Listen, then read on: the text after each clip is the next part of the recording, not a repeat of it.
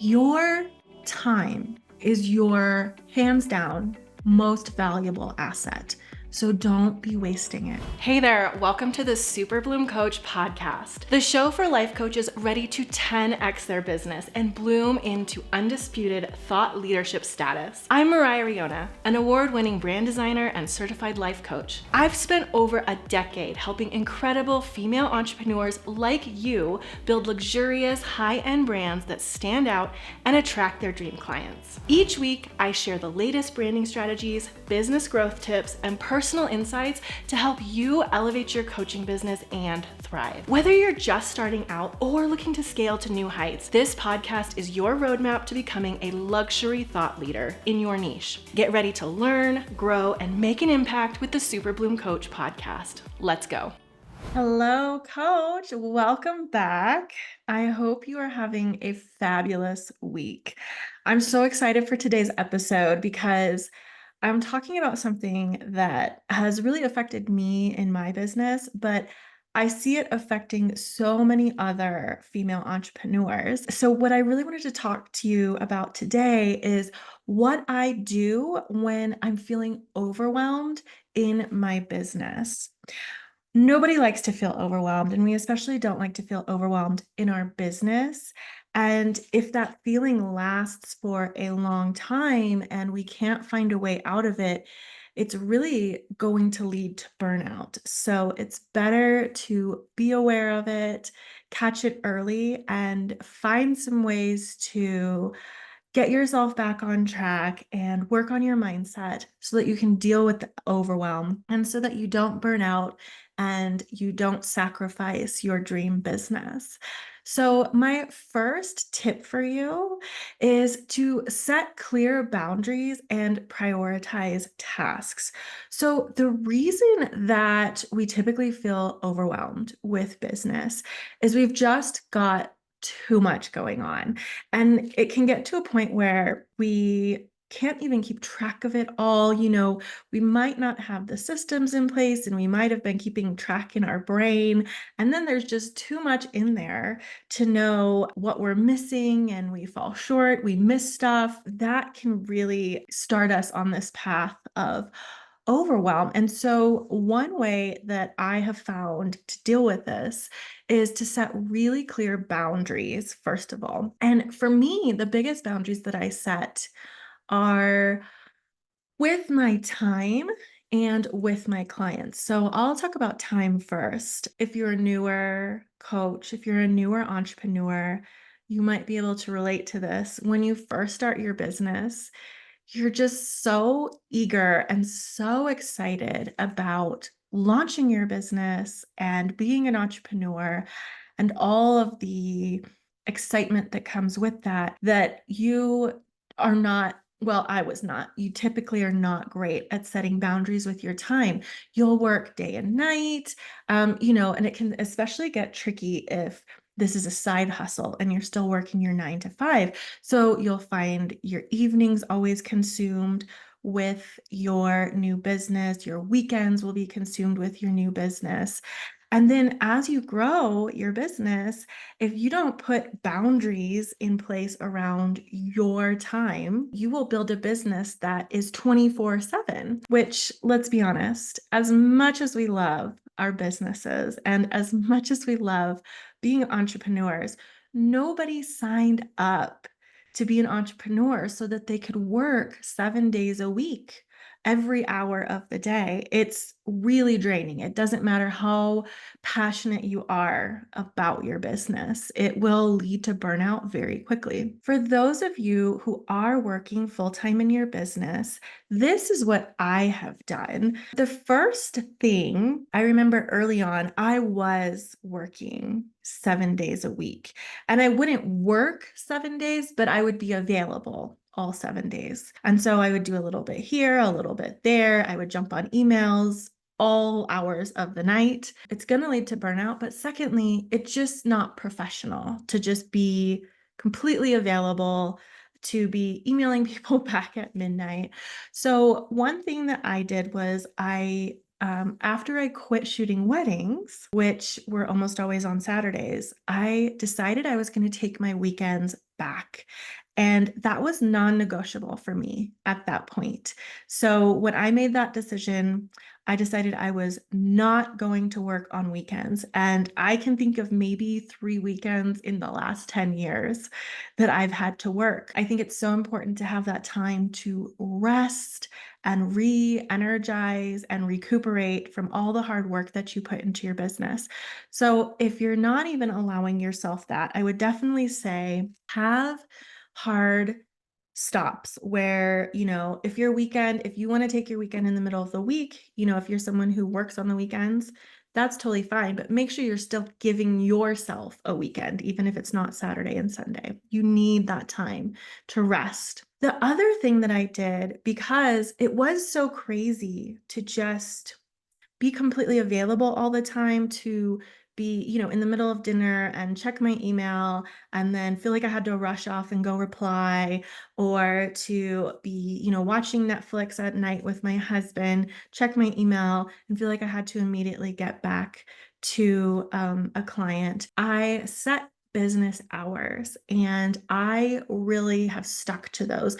Now, it wasn't easy at first. I definitely wanted to work outside those hours all the time. And I'll be honest, depending on the workload and if we have a really big branding project that we are currently working on, I might work outside of those hours a little bit, but my client will never know it. So what I do is, right now in our business, in our branding studio, we actually are only open 3 days a week. We're working Mondays, Wednesdays, and Fridays from 9 to 3. If it's outside of those hours, we don't take calls, we don't communicate with clients. Like I said, I might still catch up on a little bit of work, but I will, I even have an app in my email that I can schedule when an email will go out. So if I'm working outside of hours, I will actually schedule the email to go out my next workday at 9 a.m. as soon as I'm back in the office. And that just really lets the client know that we are firm on those hours that we're working. I did just mention that we're only working 3 days a week. And that is another thing I have done to set boundaries, time boundaries in my business. I will be honest, I have been an entrepreneur for 15 years, maybe almost 20, 15 since I was doing wedding photography. Yeah. So 15 years since I had like an LLC and all of that. I definitely was working all the time back then, like I said. And I was not in a place in my business where I would have been able to work 3 days a week. I was working at my business to make it my full-time income. And I needed to not only do 40 hours a week, I needed to get it going. And I was doing much more than that.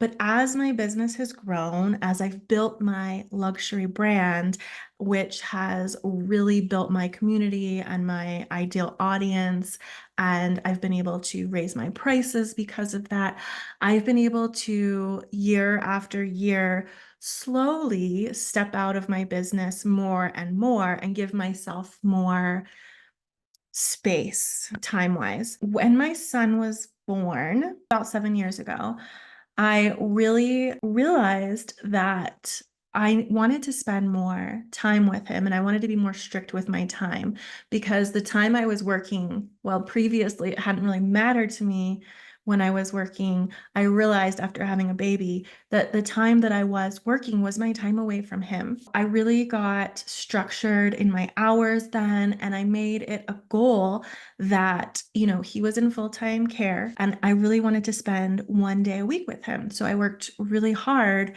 to be able to take 1 day a week off. And I have kept that up since then. I'm really proud of that. And I'm still doing that this year. So this year, my goal was to add 1 extra day off a week.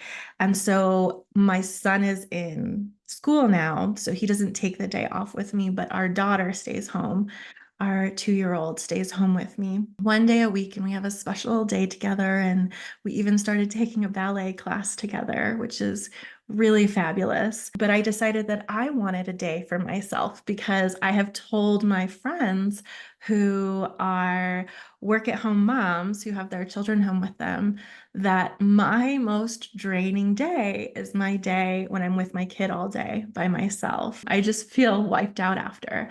So it's not really a day off, it's just a day off of work. Since my business has grown so much and, I really want to step into this role of CEO and I want to stop being the worker bee. I want to work on the business, not in the business as much anymore. I really felt that it was important to have a full day where I can just recharge my entrepreneurial battery. Today is actually that day for me. And I'm still doing stuff. I'm recording this podcast episode. Before I hopped on here, I was actually doing a finance training for entrepreneurs, but it's sort of my day to not be on, not be producing for a client, to have that sort of recharge where it's not go, go, go. And I do have that time to dream and vision about the future of my business.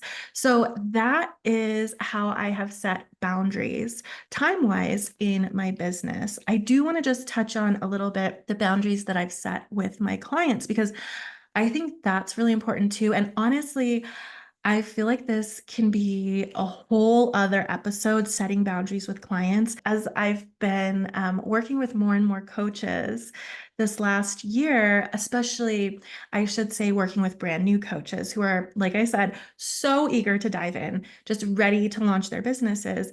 I can just see the difference between me, a very seasoned entrepreneur, and them. And I see the very strict boundaries that I have that have gotten more and more strict over the years with my clients. Sometimes I think boundaries sounds like a dirty word. We don't like it. It sounds like, almost it sounds restrictive. It's something we don't want. But boundaries keep us healthy, especially mentally, right? The reason I have boundaries with my clients is so that they know what to expect from me and they know what I expect from them. And when we have that and it's very clear, everyone is so much happier throughout the entire process.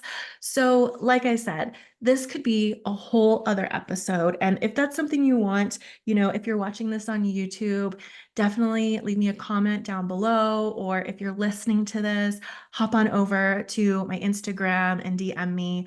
I think this would make a great future episode, just the way that I've set up boundaries with my clients. And my clients love me and they love the boundaries. It really helps them. But just having that in place, like I said, it actually, well, I mentioned it can feel restrictive to have boundaries. It actually allows me to create this really luxurious experience for my clients because we have an expectation of each other, me as the provider and them as the client. We have very clear expectations that I set from the beginning. They know what to expect. The whole experience goes as expected. And if it doesn't, we hear about it and we make tweaks and adjustments. So that is how I have used boundary setting in my business to help me deal with overwhelm. And I honestly think that is so huge. Along the same lines, I wanted to talk about prioritizing tasks in your business because that comes back to this idea of, being so overwhelmed and not being clear with your time. I've mentioned this on my YouTube channel before, but one of my absolute favorite books that I've read for business, and it's not really a business book, it's a personal development book. It's called The 7 Habits of Highly Effective People by Stephen Covey. It's famous. I'm sure you've heard of it. I love that book so much. I have read it cover to cover 3 times. And now that I'm thinking about it, I'm like, wow, maybe I should pick that up again. I just digest something new every single time, and it's really so good. But it talks a lot about prioritizing tasks. And it might not seem related, but this does come back to setting boundaries in your business. You really want to be aware, especially as the CEO, as the business owner, of your small business. You want to be aware of what things you actually need to have your hands on in your business. And you want to start delegating and outsourcing everything else. When we start our businesses, like I said, we're so gung ho and we want to do all of the things. And those people who continue to do all of the things and don't learn this difference of working in the business versus working on the business, they're never able to scale.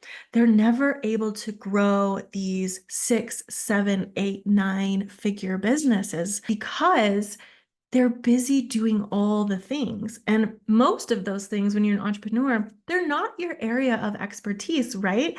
You are a life coach and you got into business to be a life coach. So if you're bogged down with accounting and building a website and designing your logo and, setting up your shop, all of those things are taking time away from your area of expertise, which is coaching your clients.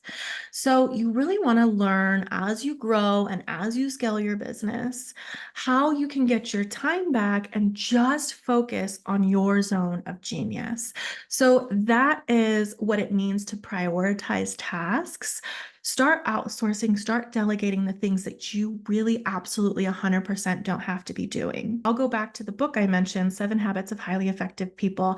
If you pick up that book, and we'll put the link in the description, if you pick up that book, there is a wonderful section in there that there is, I believe he calls it the matrix, but there's like a 4-part grid and it really breaks down tasks.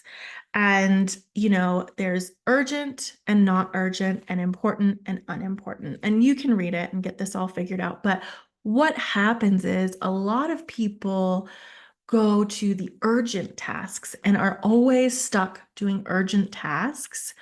But there's a whole quadrant of that matrix that is urgent, but not important. So if you are constantly reacting to what needs to be done, and for those of you listening, I just did needs in air quotes, you feel like it needs to be done because it feels so urgent. So those are the tasks that you keep checking off. If they're urgent but not important, you're never moving the needle in your business. It's this idea of even though you're busy, busy, busy, you're not going anywhere. You're staying stuck in the same place. So we really want to be analyzing what you're doing, how you're using your time, because as an entrepreneur, I truly believe as a human being, but especially as a business owner, your time is your hands down most valuable asset.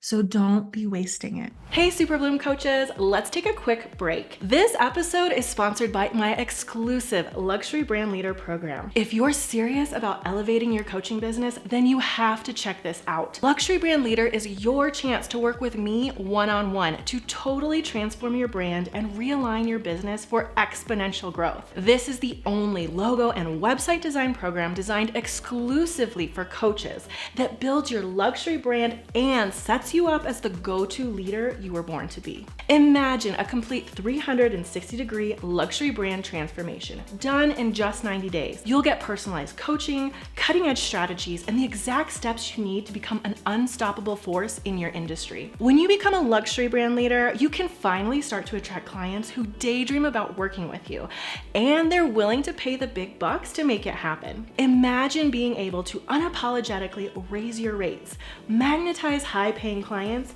create a captivating personal brand, and showcase your high-value expertise. Are you ready for a branding experience that will revolutionize how you show up in your business? Apply to become a luxury brand leader today at mariahriona.com. Remember, spots are limited and they fill up fast. Don't miss out on this incredible opportunity to transform your business. Apply now. So my second tip to help deal with entrepreneurial overwhelm, and the way that I have gotten over this, is to delegate and automate.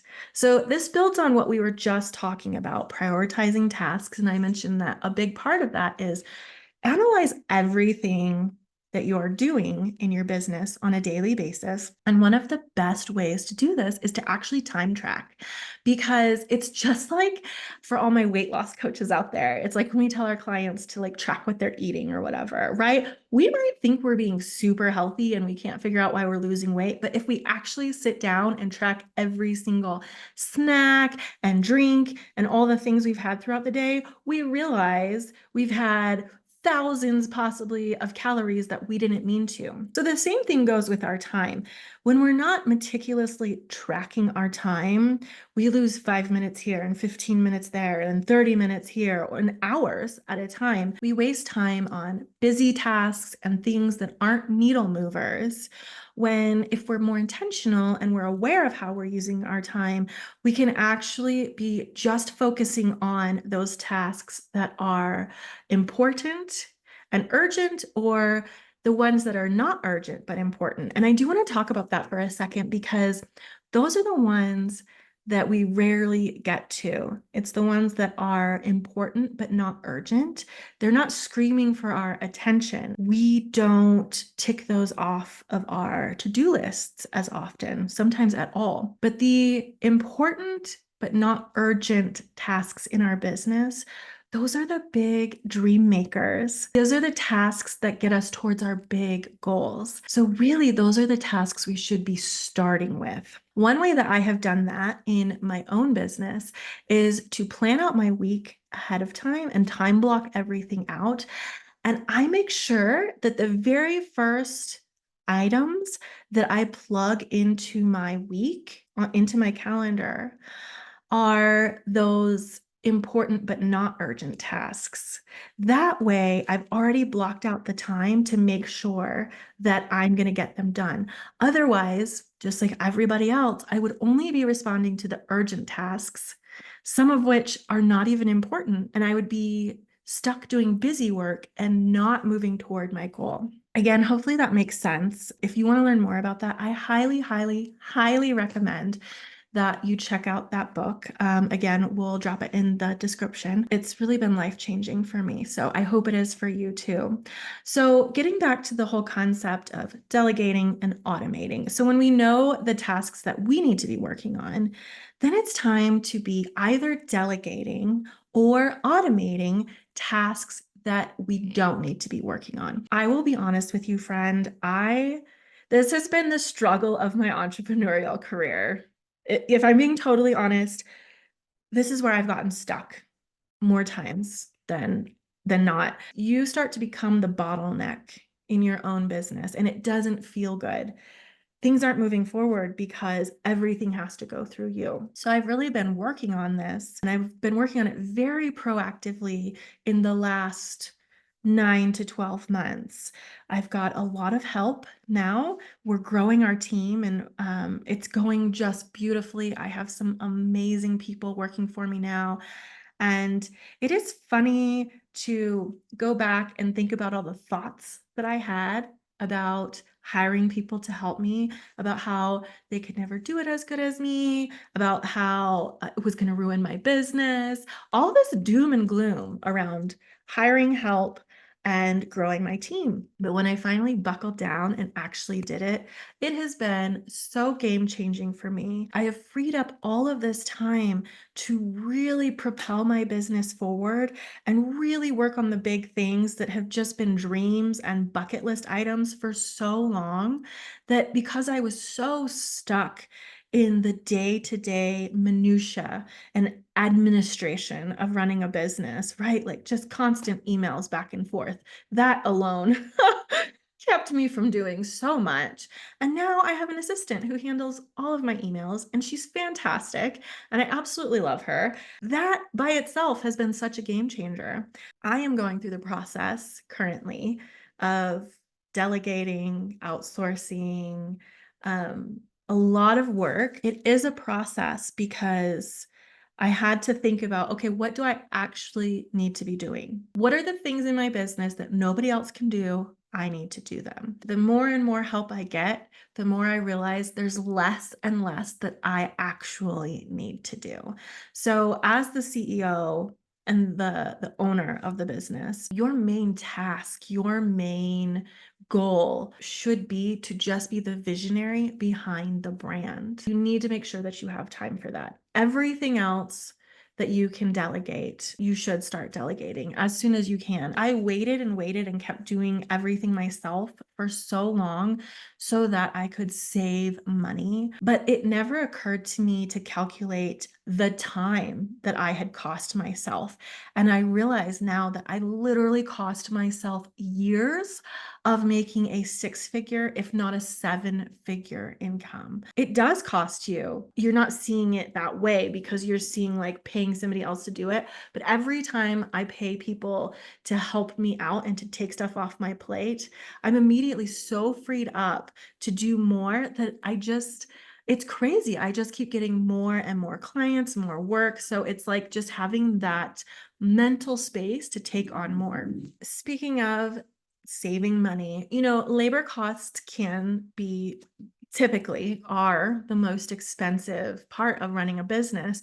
So look for ways that you don't necessarily need a person to take over a task, but when you're doing really, really repetitive things, there are so many ways to automate your business and your tasks. I'll just give you a few quick examples. And we're even, we're at the point where we've delegated and automated. So, I've got my assistant, for example, handling my inbox, handling all of my email. And on top of that, to make it go smoother and go easier and quicker for her, we have been templatizing all these emails that we end up sending on repeat to our various clients. So we have a whole library of quote unquote canned emails that we do in our CRM Dubsado, and we're able to just send those out and not have to write them from scratch every time. And that saves hours over the course of a week. The best place to start automating is to think of where you're doing these repetitive things over and over again, or if you hear yourself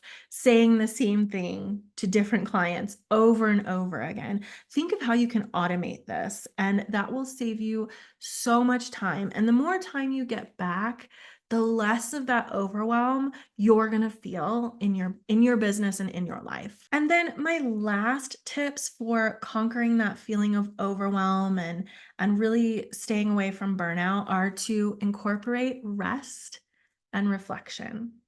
And I know that this can be really hard for us as entrepreneurs because we do have this tendency to just go, go, go. We see the goal out in front of us, we see it as a prize, and we're always pushing towards it, and we don't want to fall short. And so we just keep pushing harder and harder and harder. But if you don't protect yourself, if you don't protect your mental well being, you're not going to be there to run the business. You're going to burn out. You really need to protect your mental well-being and take care of yourself. I just talked about this in a recent episode, but I never prioritized rest. I really struggled with that for a long time, and I it's something that I became aware of this last year, and I became aware that it's something that I need to work on, but I am still struggling with it because I feel almost guilty when I rest. And so I obviously have some thought work that I need to do around that. Giving myself this one day back every week where I can just rest, or even like today where I'm still getting some work done, but it's not go, go, go. I get to move a lot slower. I get to kind of do it at my own pace.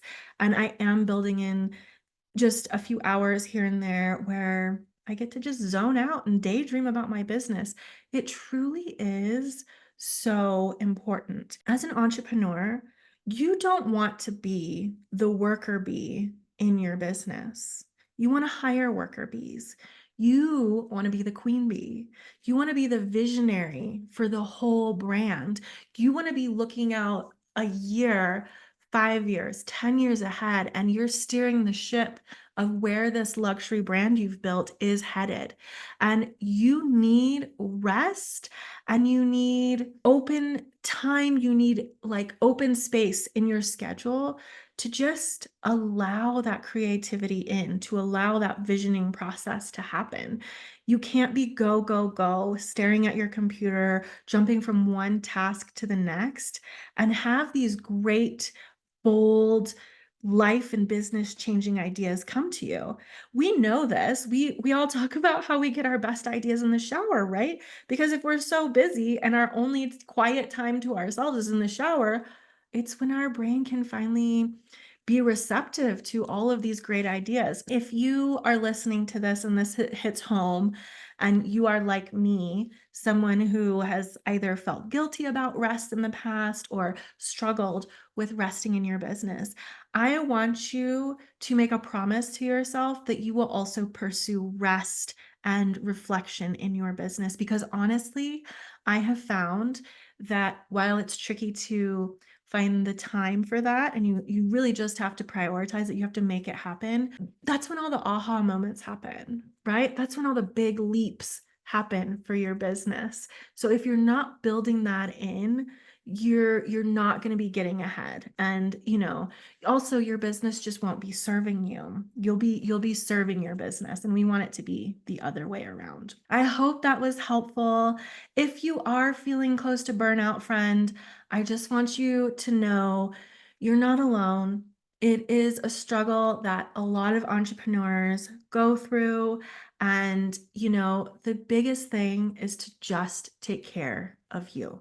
The business will be there. You need to take care of yourself. Thanks for listening to this episode of Super Bloom Coach, the podcast for life coaches ready to 10x their business. If you enjoyed today's episode, I know you'll love my free course, 5-Figure Clients, the secret to attracting high-ticket coaching clients. Inside, I'll show you how I went from attracting bargain hunter clients to exclusively booking clients at a 5-figure price point. If you're ready to start working with clients who understand the tremendous value you bring to the table and to stop working with clients who don't, then this course is for you. Over 4 days, you'll learn why offering a high ticket service is better for you and your client, how to craft your irresistible high ticket offer that practically sells itself, and the 2 things you need to convey in order to sell high ticket services. Also, how to position yourself as a luxury brand leader so you can charge a premium for your top-notch services. Sign up now at mariahriona.com/free-course and start attracting those high ticket clients today.